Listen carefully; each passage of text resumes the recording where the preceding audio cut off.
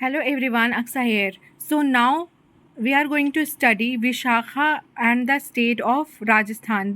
ये केस आज हम पढ़ने जा रहे हैं कि विशाखा और द स्टेट ऑफ राजस्थान में क्या केस था. ठीक है, किस बात को लेकर जो है इस केस का ताल्लुक है. तो सबसे पहले based on sexual harassment at the work place with women.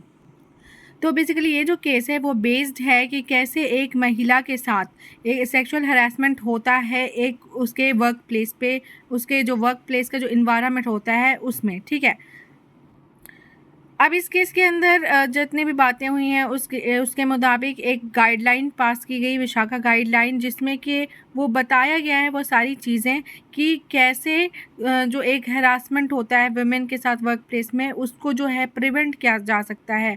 तो ऐसे बहुत सारे गाइडलाइंस दिए गए हैं सुप्रीम कोर्ट के द्वारा भी, जो कि ये और इसको बाद में कॉडिफाइड किया गया था. मतलब बेसिकली इसको जो है ना माना गया था कि हाँ ये गाइडलाइंस को स्वीकारा जा रहा है. तो ये बेसिकली हुआ था 2013 में.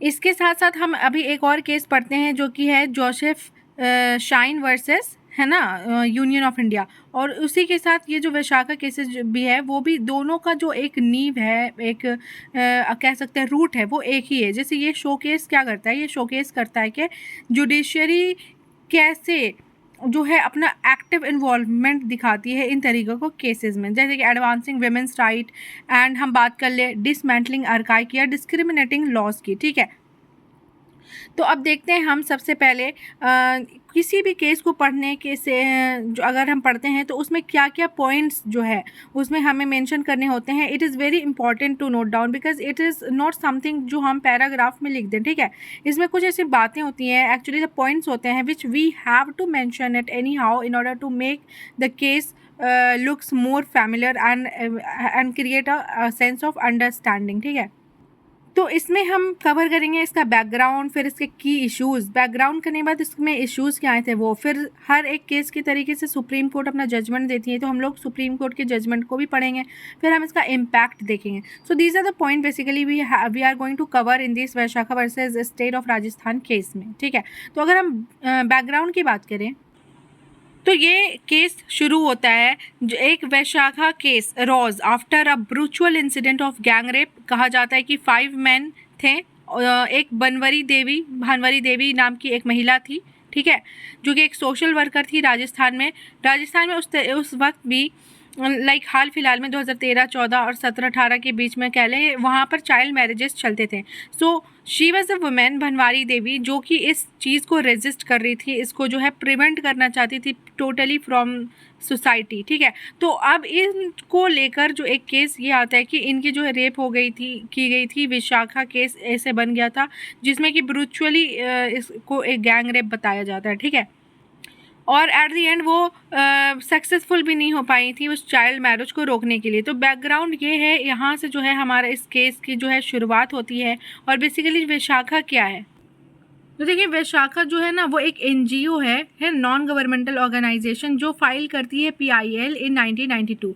अब देखिए पीआईएल क्या होता है, पीआईएल का मतलब होता है पीपल्स इंटरेस्ट लिटिगेशन. ठीक है, तो इसमें क्या होता है, कोई भी बंदा, कोई भी एक इंडियन सिटीजन अगर उससे कोई चीज़ सोसाइटी में गलत दिख रही है जो कि कम्प्लीटली अनकॉन्स्टिट्यूशनलाइज्ड है ना, तो उसके खिलाफ वो जो है पिटीशन फाइल कर सकती है, किसी भी तरीके का केस फाइल कर सकती है. तो ये भी जो यही चीज़ जो है पीपल इंटरेस्ट लिटिगेशन कहलाती है.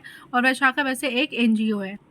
तो अब तक हमने बैकग्राउंड समझ लिया कि इसका बैकग्राउंड क्या है और वैशाखा है क्या, वो हमने समझा. अब हम देखेंगे कि इसमें इश्यूज़ क्या आए थे. ठीक है, तो देखिए अगर हम इश्यूज़ की बात करते हैं तो कुछ इस तरीके से हम समझ सकते हैं कि सबसे पहले हमें पता ही नहीं था कि वो डेफिनेशन क्या होती है एक सेक्सुअल हरासमेंट की. ऐसा क्या जो एक्ट होता है जिसको हम कह सकते हैं कि this is a sexual harassment. ठीक है, सेकेंडली कि लैक ऑफ लेजिस्लेटिव फ्रेमवर्क, इसे भी समझेंगे हम. फिर इनएडुकेट मैकेनिज्म फॉर रिड्रेसल. ठीक है, अब जैसे कि जो भी हमारा मैकेनिज़्म होता है हमारे जस्टिस को पाने के लिए, तो उस तरीके की चीज़ें अवेलेबल नहीं थी एट दैट मोमेंट. फिर हम देखेंगे प्रोटेक्शन ऑफ वेमेंस राइट. ठीक है, तो ये चारों जो की फीचर्स कह लीजिए या कुछ ऐसे इश्यूज़ थे जो कि उस टाइम हमें जानना बेहद ज़रूरी थे. ठीक है, फिर हम इसके बाद इसके गाइडलाइंस भी पढ़ेंगे. ठीक है, तो देखिए डिफिनेशन ऑफ सेक्सुअल हरासमेंट का क्या होता है. इसका मतलब होता है कि एक अनवेलकम बिहेवियर, ठीक है, जिसके लिए एक बंदा पहले से रेडी ना हो, ठीक है, और spontaneously she witnessed some kind unwelcoming behaviour, ठीक है, जैसे कि वो जो वर्बल भी हो सकता है, नॉन वर्बल भी हो सकता है, like physical touching and all. तो ये इफेक्ट करता है एक पर्सन्स की डिग्निटी को, और ख़ास करके तब जब वो एक पब्लिक प्लेस में चीज़ हो रही हो, यानी उसके वर्क प्लेस पे हो रही हो, है ना। इसलिए हम लोग मोर फोकस करते हैं कि वर्क प्लेस जो है पब्लिक हैरेसमेंट, ठीक है। फिर हम देखते हैं कि लैक ऑफ लेजिस्लेटिव फ्रेमवर्क। अब लेजिस्लेटिव फ्रेमवर्क इसका मतलब ये है कि जो चीज़ें जिस तरीके से, जिस फ्रेमवर्क से, जिस प्रोसीजर से जो है दिलाई जा सकती थी जस्टिस, उसमें बहुत ही जो है ना वो चीज़ लैक कर रही थी। बहुत अपोजिशन लोग कर रहे थे इस चीज़ की, but nobody is getting any feedback or at least any justice on these matters. तो ये सारी दिक्कतें आ रही थी, ठीक है। अब हम बात करते हैं इन एडवोकेट मैकेनिज्म फॉर रिड्रेसल, ठीक है। अब देखिए, अगर कोई महिला कंप्लेन कर भी देती है, तो अगर उसमें अगर कंप्लेन मैकेनिज्म ही नहीं है ना, एक कंप्लेंट मैकेनिज्म होता है जिसमें एक वुमेन जो है कंप्लीटली इंडिपेंडेंटली जो है इस मैकेनिज्म को अप्लाई करके वो कंप्लेन कर सकती है, पर इसमें भी बहुत सारी लैकिंग्स थी, ठीक है। अब प्रोटेक्शन ऑफ वुमेन्स राइट की बात कर ले, तो जैसे कि बहुत सारे जेंडर राइट्स की बात करते हैं, जेंडर जस्टिस की हम बात करते हैं, आर्टिकल 14 में, आर्टिकल 15 में, 19 में एंड 20 में। तो ये सारे जो राइट्स थे जिसमें वुमेन्स का राइट भी मैंशनड है, वो भी वायलेट हो रहे थे। तो अब तक मैंने आपको क्या पढ़ा है? अब तक हमने पढ़ा है कि इसके क्या बैकग्राउंड रहे, फिर हमने आपको इसके की फीचर्स बता दिए। अब हम पढ़ेंगे कि सुप्रीम कोर्ट का क्या जजमेंट आता है। सुप्रीम कोर्ट का जजमेंट कहने का मतलब कि इसमें सुप्रीम कोर्ट ने क्या क्या गाइडलाइंस पास किए थे, जिसकी वजह से इस केस को थोड़ा बहुत जो है सहारा मिल सके, ये और जो है पब्लिक को पता चले, अवेयरनेस बढ़े, ठीक है। तो सबसे पहले हम कुछ 5 पॉइंट से समझेंगे। ऊपर से पहले मैं आपको थोड़ी सी जो है एक बैकग्राउंड क्लियर करवा देना चाहती हूँ इस गाइडलाइंस में भी कि क्या गाइडलाइन थी। तो सबसे पहले एक इंसान को यही जानना बहुत ज़रूरी होता है कि इस चीज़ को कैसे हम डिनोट कर सकते हैं, कैसे डिफ़ाइन करते हैं। तो first of all we have to define the sexual harassment, ठीक है। अब देखिए, सेकंड चीज़ ये है कि जो वर्क प्लेस पे एक वुमेन काम कर रही है, ठीक है, तो वो उसकी एम्प्लॉयज़ की रिस्पॉन्सिबिलिटी होनी चाहिए कि वो अगर किसी महिला के साथ ऐसे अपमानित व्यवहार को देख रहे हैं, नोटिस कर रहे हैं, तो उसको अपोज करे, उसको प्रिवेंट करने की कोशिश करे, ठीक है। तो डिफ़ाइन करना भी ज़रूरी है। फिर हमारा क्या हो गया कि एम्प्लॉयर्स की रिस्पॉन्सिबिलिटी है। फिर एक तरीके का वहाँ पर कंप्लेन मैकेनिज्म होना चाहिए, कॉन्फिडेंशियलिटी होनी चाहिए और इंक्वायरी होनी चाहिए।